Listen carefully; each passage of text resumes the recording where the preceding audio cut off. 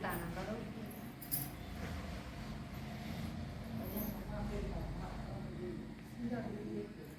आपने करवा चौथ व्रत भी रखे होंगे। करवा चौथ का व्रत करने के साथ साथ हमें एक और व्रत भी रखना है। किसका व्रत रखना है? एक संयम, सम्मान और श्रद्धा। संयम, सम्मान और श्रद्धा। आज आप अपने पति के दीर्घायु की कामना के लिए व्रत रखते हैं। आप लोग पानी तक नहीं पीते हैं, कितना बड़ा त्याग करते हैं। हमने उस दिन तो ये सब बातें कर ली, लेकिन अगली सुबह में हमारे प्रति या अपने पति के प्रति सम्मान है, श्रद्धा है, क्या संयम है? व्रत रखा तो क्या भावना थी कि पति की दीर्घायु के लिए।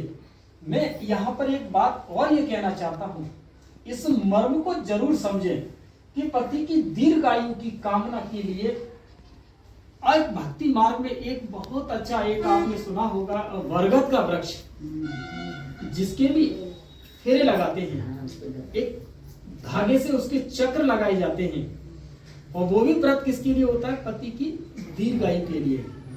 करवा चौथ के व्रत के साथ साथ अगर हम उस बरगद के वृक्ष का पूजन विधि का मर्म समझ ले, तो मुझे लगता है आपके जीवन में बहुत बड़ा परिवर्तन होगा। क्या?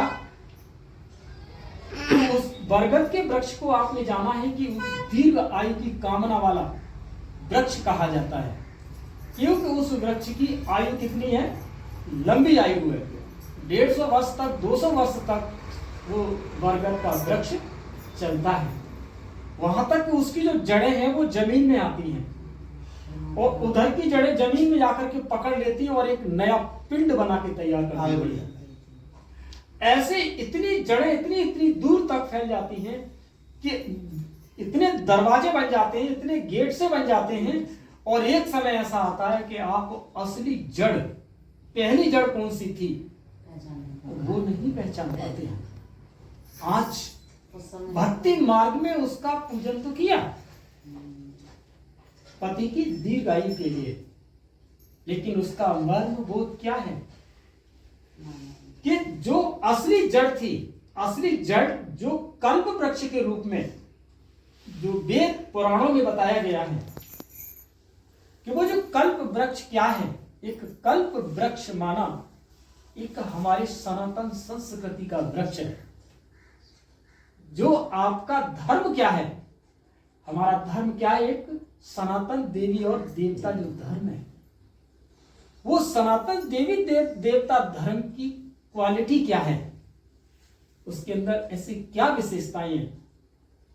उसके अंदर जो विशेषता है वो क्या है? प्योरिटी। सनातन देवी देवता धर्म के अंदर क्या है? प्योरिटी।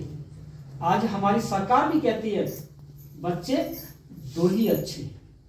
सरकार क्या कहती है? बच्चे दो ही अच्छे। माना वो भी तो आज तुमसे ये कहना चाहती है कि जनसंख्या वृद्धि अधिक न हो, और सनातन देवी देवता धर्म भी क्या कहता है कि बच्चे हमारे जीवन में क्या नहीं, दो ही होने चाहिए। उसके बाद आपका जीवन कैसा हो? सनातन देवी देवता के अंदर देवता शब्द लग गया ना, तो आपका जीवन कैसा हो? पवित्र हो। और जब जीवन में पवित्रता होती है, मन शुद्ध और विचार शुद्ध होते हैं, तो आपकी उम्र वैसे ही लंबी हो जाती है।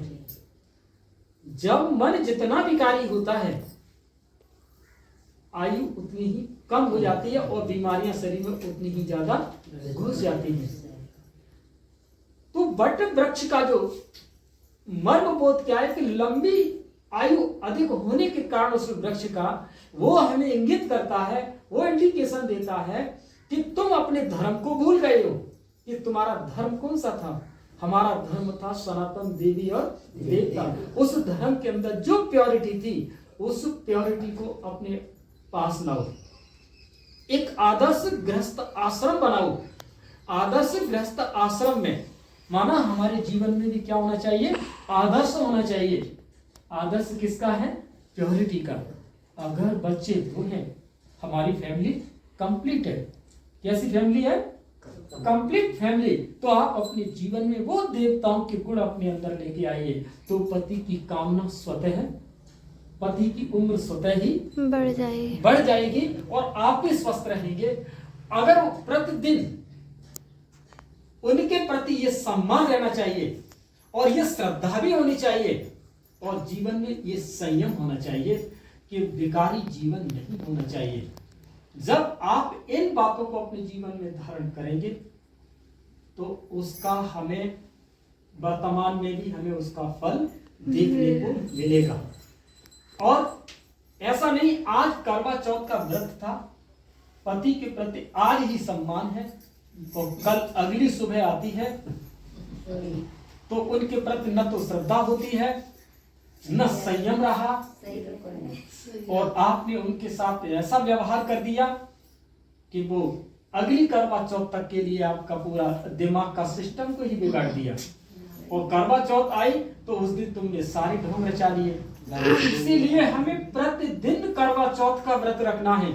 क्या, श्रद्धा, संयम और उनके प्रति सम्मान रखना है।